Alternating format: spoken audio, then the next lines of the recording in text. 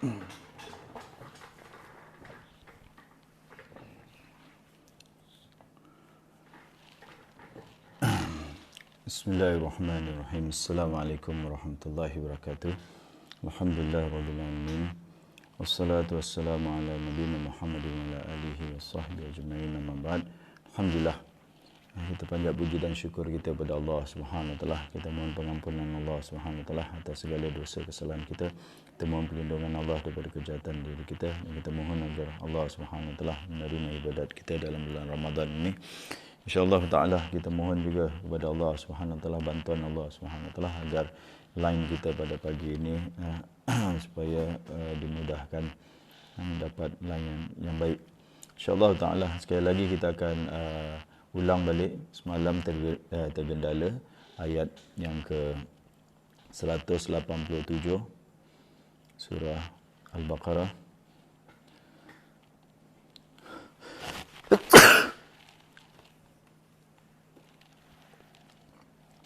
Alhamdulillah. A'udzu billahi minasyaitonir rajim. Bismillahirrahmanirrahim. Uhilla lakum lailatas siyamir rafathu ila nisaikum hunna libasul lakum wa antum libasul lahun. Alimallahu annakum kuntum takhtanuna anfusakum fataba alaikum wa afa ankum. فالآن باشروهن وابتغوا ما كتب الله لكم وكلوا واشربوا حتى يتبين لكم الخيط الأبيض من الخيط الأسود من الفجر ثم أتموا الصيام إلى الليل ولا تباشروهن وأنتم عاكفون في المساجد تلك حدود الله فلا تقربوها كذلك يبين الله آياته للناس لعلهم يتقون. Sadaqallahul azim.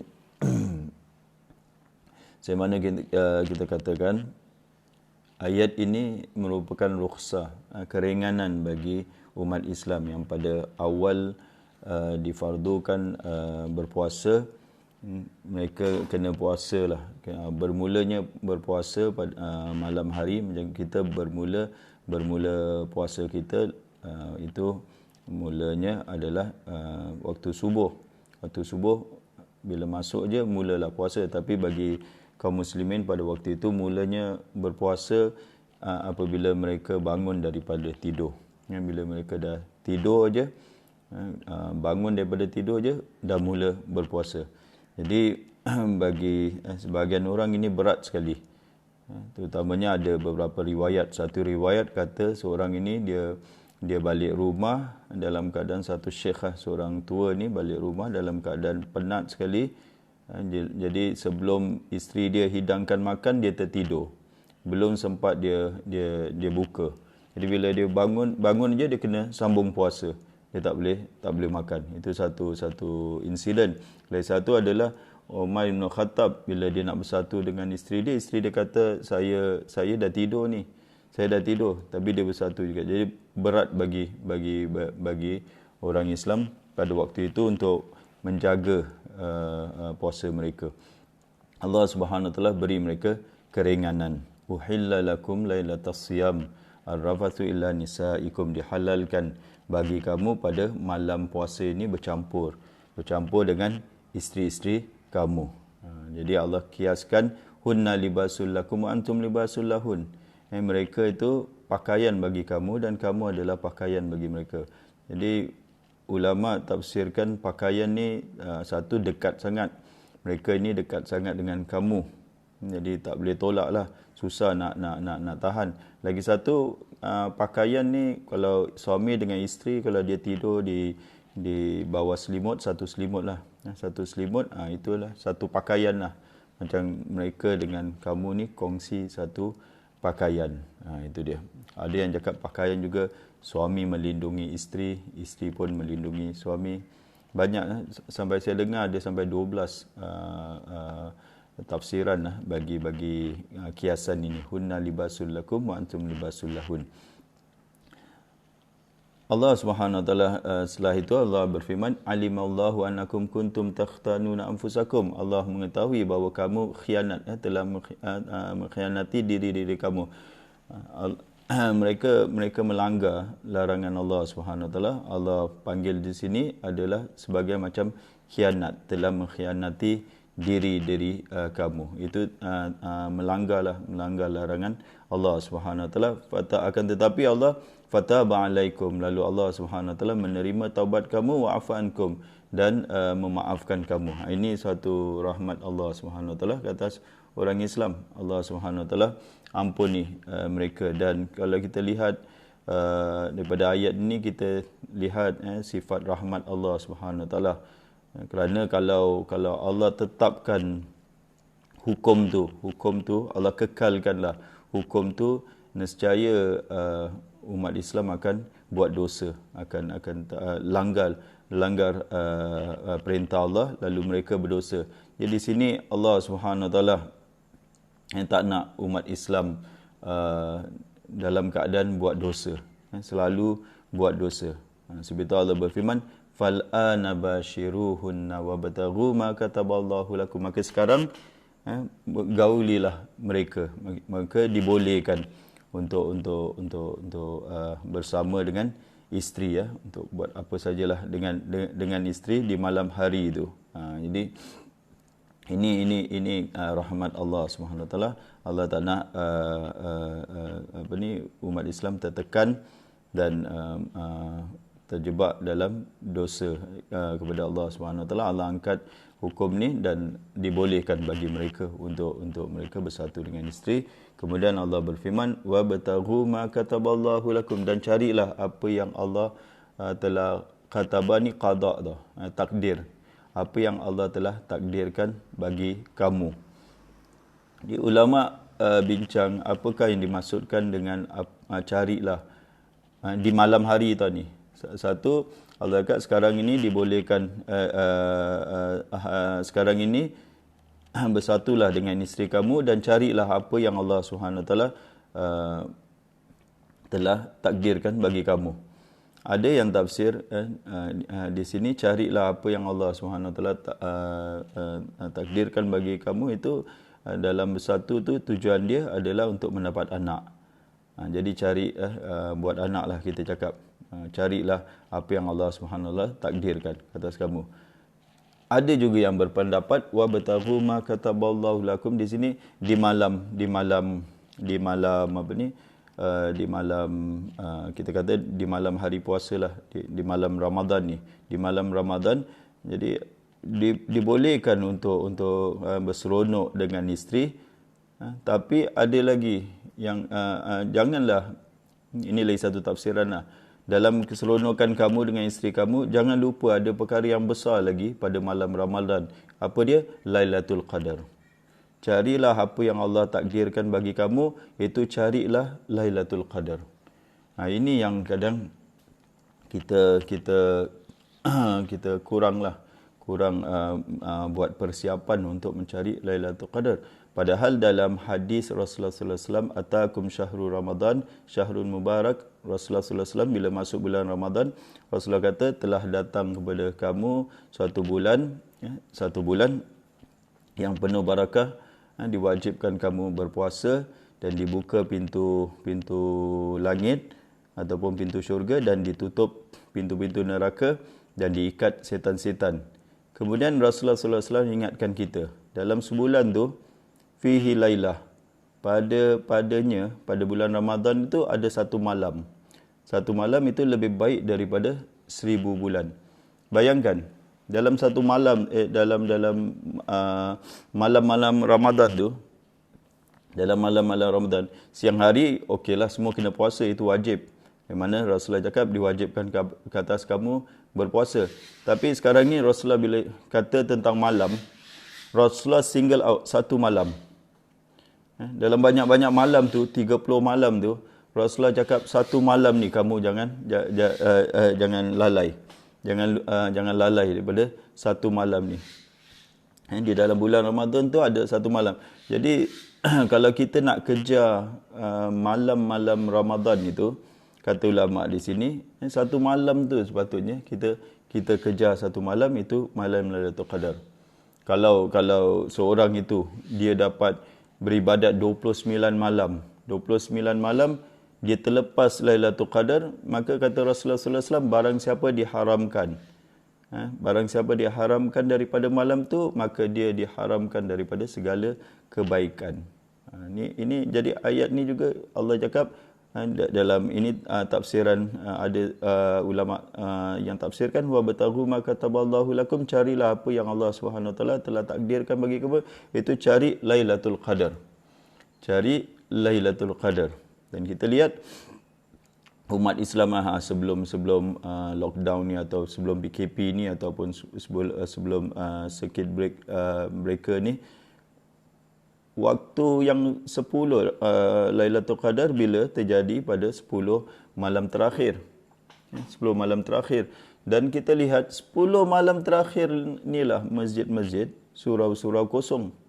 Kalau masjid tempat ibadat tu dah kosong, apalagi di rumah. Di rumah dah sibuklah, lampu lablip dah sibuk dengan langsir lah, dengan soal-soal persiapan hari raya.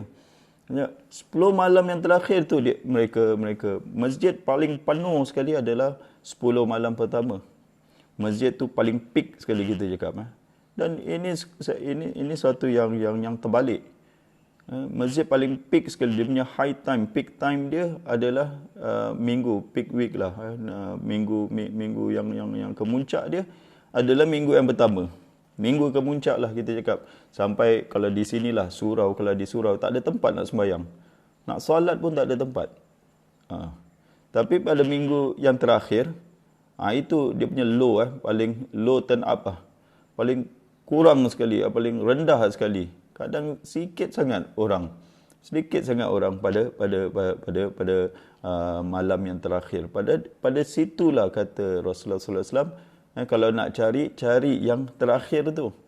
Cari malam yang terakhir, carilah Lailatul Qadar. Senang cakap, siang hari kita tak boleh escape lah, kita kena puasa. Tapi malam hari kita ada pilihan. Malam hari kita ada pilihan, dan Rasulullah ingatkan kepada kita seolah-olah satu Ramadan tu, the most important night, the most important day, dia cakaplah hari yang paling mustahak sekali adalah Lailatul Qadar. Itu yang cari, itu orang tunggu 1 tahun tu, tunggu Lailatul Qadar. Bukan tunggu bulan Ramadan malam, tunggu Lailatul Qadar, pasal pahala dia kata Rasulullah sallallahu alaihi wasallam. Dan ayat Quran adalah 1000 bulan. Bayangkan 1000 bulan. Orang kalau kerja dapat bonus biasa 1 bulan, 2 bulan, 5 bulan. Ini dapat bonus, ada orang kerja dapat bonus 1000 bulan punya bonus. Ini bonus kau berapa? 1000 bulan punya bonus. Kerja setahun dapat bonus 1000 bulan. Itu ganjaran yang besar sekali yang Allah Subhanahu Wa Taala tetapkan, sediakan untuk kita. Tapi umat Islam, kita tengoklah, itu kalau kita berpuasa, kita sambut Ramadan ini ikut tradisi saja, ikut-ikutan saja, ini yang jadinya ikut-ikutan. Kita punya Ramadan apa, last 10 days apa, bazar lah.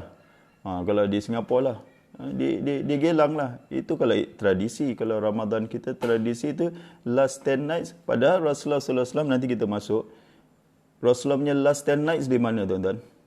Tak keluar masjid pun. Tak keluar masjid. Jauhnya dia kita bukan tak keluar masjid, tak masuk masjid pun. Kita punya last 10 nights tak masuk masjid. Rasulullah sallallahu alaihi wasallam tak keluar masjid. Nak tengok terbalik.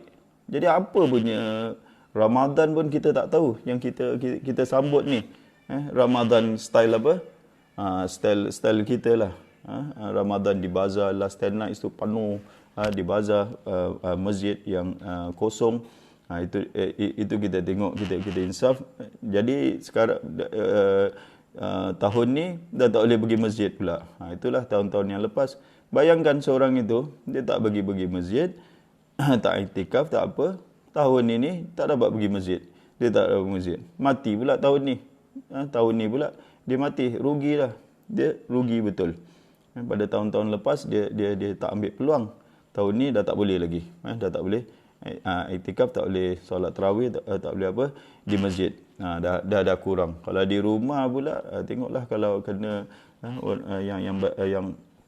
yang kuat solat, tapi di rumah ni gangguan dia lagi dahsyat lagi kalau di masjid. Biasanya di masjid tu bolehlah cari banyakkan, lebihkan pahala.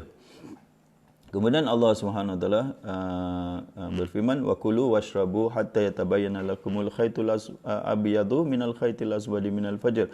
Makan dan minumlah sampai jelas bagi kamu benang putih daripada benang hitam daripada fajar. Ini ada jadi Allah Subhanahu Wa Taala suruh kita makan dan minum. Di sini macam ada indikasi terhadap sahur, terhadap makan dan minum sampai masuk waktu subuh. Itu makan dan minum apa? Takkan kita daripada pukul 12 makan minum sampai waktu sahur. Waktu subuh. Di sini adalah makan dan minum sampai masuk waktu subuh, itu makan sahur. Jadi sahur yang ikut sunnah adalah takhir, dilambatkan sahur. Kalau sekarang sekarang ni waktu subuh 5.48, maka sahur dia lagi setengah jam.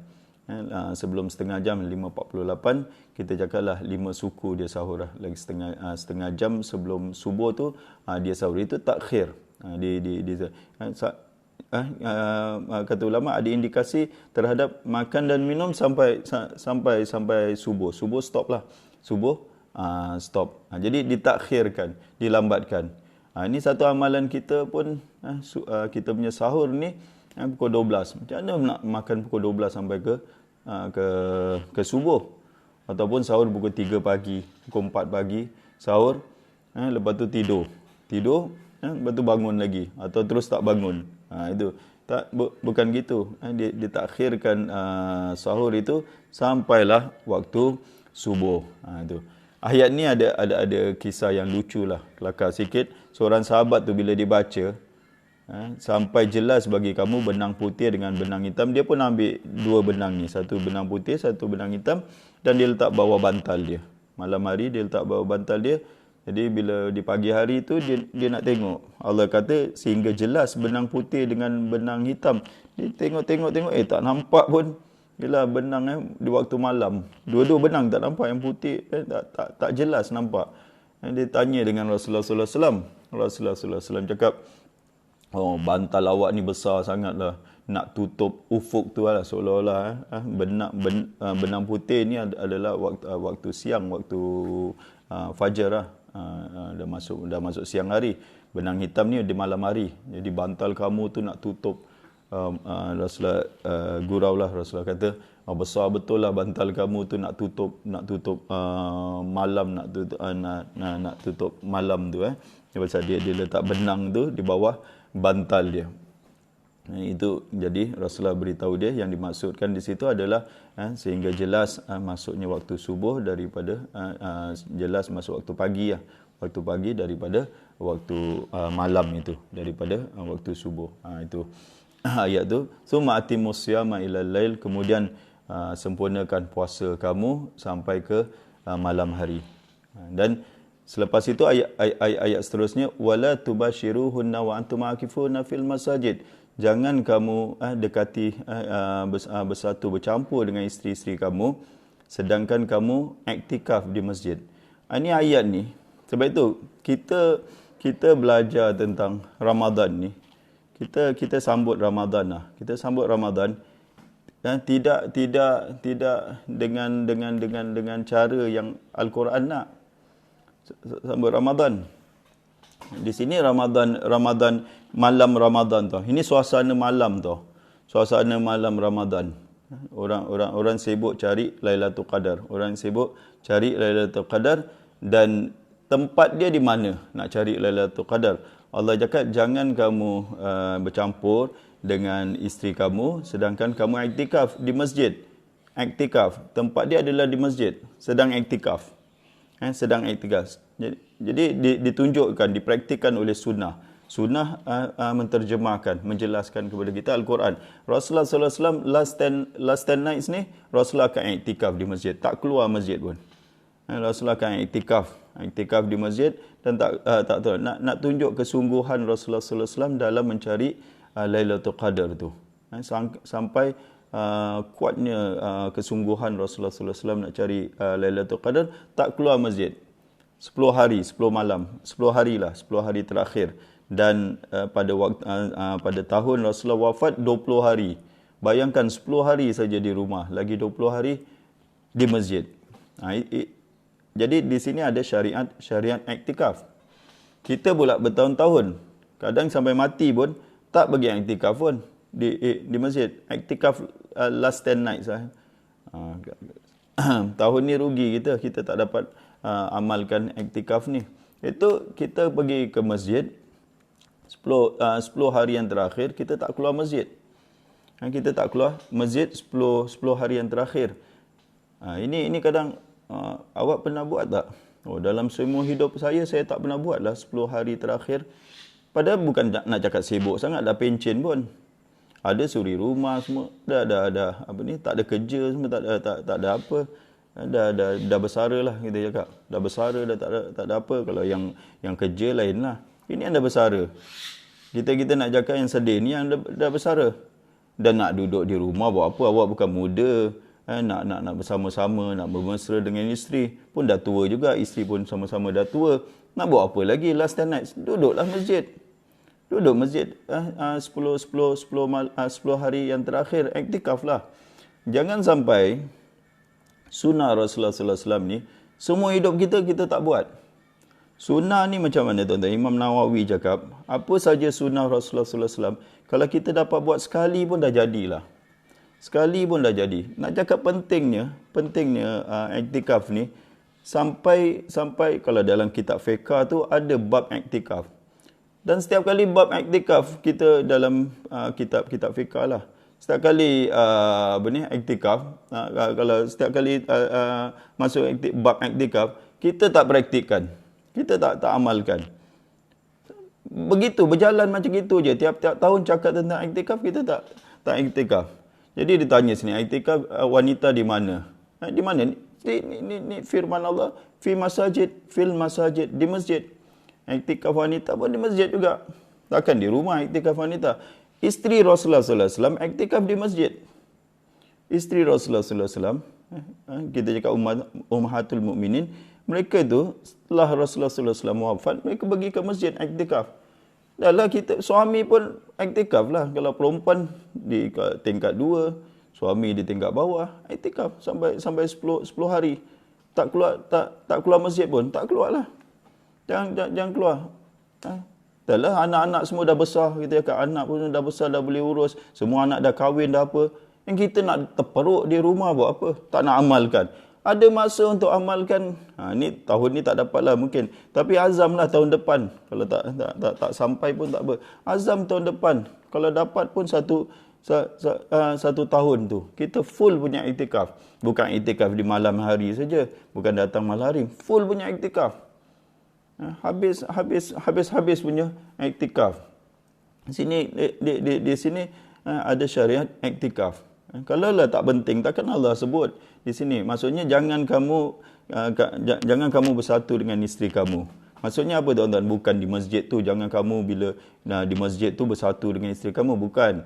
Orang iktikaf ni boleh balik rumah untuk makan, minum, untuk apa keperluan lah. Kalau yang terdesak makan, minum mestilah. Dulu mereka tak sediakan. Jadi nak sahur, kenalah balik rumah. Kalau nak buka, kenalah balik rumah. Bila kamu balik tu, jangan kamu terus tengok isteri pun siang dah 10 hari ni tinggalkan isteri. Isteri pula muda pula. Jadi jangan kamu lanjutkan, dah balik rumah, dah makan, lepas tu terus bersatu dengan isteri. Itu maksudnya di situ, bukan buat di masjid. Tapi bila balik tu time kelonggaran lah, waktu longgar tu, seorang itu balik tu di rumah, jangan dia bersatu sedangkan dia dalam iktikaf. Mungkin orang tak tahu. Tapi Allah Subhanahu Wa Taala tahu di sini Allah larang kaum muslimin. Nak cakap iktikaf ni pentingnya.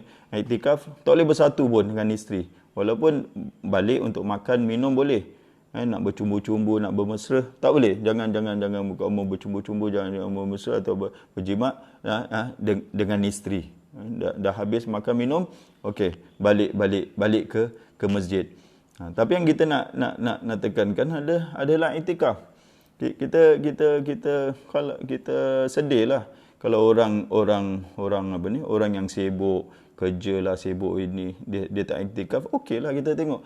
Tapi sedihnya dan biasa kita punya orang dia faham iktikaf adalah di malam hari je. Malam pergi masjid, buat solat tarawih, lepas masjid tidur sekejap, buat tahajud. Itulah iktikaf. Itu part time-nya iktikaf. Itu di malam. Buat yang full punya iktikaf. Kalau pengalaman saya lihat di beberapa masjid lah di sini, mereka tu Allahu Akbar, muka yang sama saja akan beriktikaf di masjid. Datang ke masjid ni, contohlah masjid di UIA, pakcik-pakcik semua, orang-orang yang dah tak bekerja lah, mereka datang dengan bantal mereka, dengan tilam mereka semua. Mereka akan habiskan 10 hari yang terakhir itu di masjid. Itu dia. Dan Rasulullah SAW tak pernah miss iktikaf ni. Macam mana kita boleh miss pula? Sibuk apa kita? Kalau cakaplah sibuk dengan kerja, tak boleh ambil leave, tak boleh ambil, itu okey lagi. Banyak yang tak sibuk. Dan ada setengah orang every time last 10 nights tu mereka di Masjidil Haram di Mekah. Dia buat appointment setiap tahun. Dia kata setiap tahun aku akan ke umrah untuk iktikaf dan laksanakan umrah dan iktikaf di Masjidil Haram atau Masjid Nabawi. Tengok kesungguhan mereka untuk iktikaf. Kita dah ada syariat iktikaf, kita tak nak buat. Sekarang ni tahun ini tak boleh iktikaf. Allahu Akbar. Lepas tu nak sedih. Kita kalau kita tahu pahala iktikaf tu, tiap-tiap tahun kita nak beriktikaf. Tapi sebagaimana saya cakaplah, kalau tak boleh buat sebelum mati, azamkan diri untuk iktikaf. Bukan lelaki saja, wanita pun sama. Wanita satu hal lah. Kadang dia faham itu. Kadang dia dengan masjid ni macam jauh sangat. Kalau kita faham, wanita ni afdal di rumah solat. Wanita ni afdal, contohlah di rumah.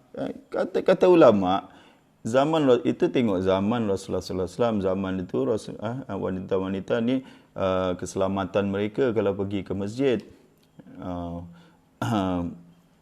mengancam keselamatan mereka. Tapi zaman yang aman, zaman yang kita kalau pergi pasar boleh, pergi mana-mana boleh, masjid pula yang tak boleh. Apa hal pula? Macam wanita-wanita yang dah tak ada apa-apa, yang dah tua lah kita cakap, yang dah nak masuk kubur ni semua. Apa dia nak buat tiap-tiap malam? Tiap-tiap malam pergi masjid lah. Sana kan ada kuliah maghrib. Solat maghrib, lepas tu sambung dengan kuliah. Isyak balik rumah. Tiap-tiap malam dia punya rutin. Every night kita cakap, awak duduk rumah nak buat apa? Kita kata, duduk rumah nak buat apa? Tak ada apa pun duduk rumah. Lepas tu nak rumah lagi afdal. Apa punya cakap ni? Rumah pula lagi afdal. Pergi ke masjid. Sekarang masjid dah tutup, tunggulah, sabar. Tanamkan niat je. Tiap-tiap malam tu habiskan masa di masjid. Duduk di masjid. Jangan cakap lebih afdal di rumah, lepas sembahyang maghrib, lepas tu buat apa? Tengok TV, tengok ini, tengok itu lagi afdal.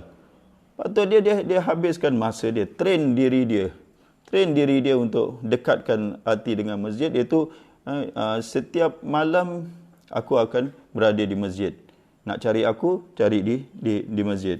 Ikuti pengajian setiap malam. Sampai masuk bulan Ramadan, dia iktikaf pula. 10 malam dia tak keluar daripada masjid. Tak keluar.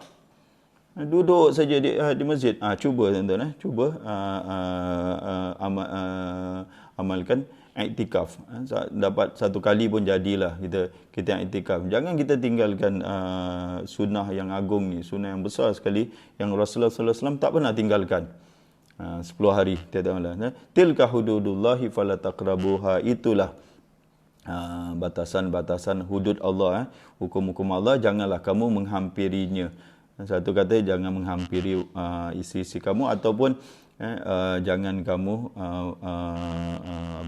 makan, minum bersatu. Inilah hukum-hukum puasa. Jangan kamu makan, minum dan bersatu dengan isteri semasa kamu berpuasa. Kadzalika yubayyinullahu ayatihi linnas. Demikianlah Allah terangkan ayat-ayatnya kepada manusia. Jadi kalau dah jelas, ni yubayyinu, Allah dah terang, Allah terangkan, Allah jelaskan. That means kalau dah terang. Kalau dah terang, tak ada uzur lagi. Kalau kita dah jelas, dah jelas, Allah dah faham, jelas, faham, buatlah. Faham, jelas, tinggalkanlah. Macam gitulah. Perintah Allah dalam Quran ni, ayat-ayat hukum adalah ayat perintah dengan ayat larang. Dah jelas, buat. Dah jelas, tinggalkan. Barulah Allah cakap la'allahum yattaqun, supaya mereka dapat takwa. Kalau dah jelas tapi tak nak buat, lepas tu nak cakap takwa, mana boleh? Kalau dah jelas tapi masih langgar lagi, tak boleh lah. Macam mana nak dapat takwa? Takwa itu bila dah jelas kepada kita suatu perintah atau suatu larangan, kita cubalah amalkan sedaya mampu. Kita tak boleh bagi alasan lah. Sekarang ni kita ni banyak alasan. Nak bagi apa alasan? Ada je alasan. Itu kita bagi ruang kepada hawa nafsu kita. Kontrol diri kita. Hawa nafsu jadi kita punya spokesman kita. Dia jadi spokesman. Tak bolehlah aku gini ni. Yang tak boleh ni sebenarnya kita ke yang betul-betul tak boleh, ataupun hawa nafsu. Kadang hawa nafsu tu kita terikut-ikut dengan hawa nafsu. Kalau gini ulama cakap lah, kita nak kena macam train didik hawa nafsu ni. Kita nak kena kita tundukkan hawa nafsu ni. Ini cakap senang tuan-tuan, saya pun susah juga. Tunduk macam mana? Tundukkan hawa nafsu. Ini ulama cakap lah, ni kalau nak buat boleh lah. Macam kita pergi ke kedai nak makan, nasi campur banyak sekali, buffet lah, macam-macam. Dululah orang Singapura suka pergi singgah selalu, macam-macam makan. Awak tengok macam-macam makan. Awak ambil nasi, ikan masin, cukup dah. Nafsu punya fed up kalau kita buat macam gitu. Macam-macam makan. Itu ulama cakap nak tundukkan, nak jinakkan nafsu kita. Jadi ulama dia ada bahagilah macam-macam cara untuk nak tunduk. Salah kalau makan macam gitu. Jangan makan kalau tengok benda. Kadang ada orang bahaya lagi, bukan dia makan dia tak bahaya. Macam kencing manis lah ni. Dah tentu gula tak boleh minum. Janganlah minum, sudahlah, give up ajalah. Tak boleh, sikit aja, sikit. Terus jadi lama-lama jadi bukit. Terpotong kaki nanti.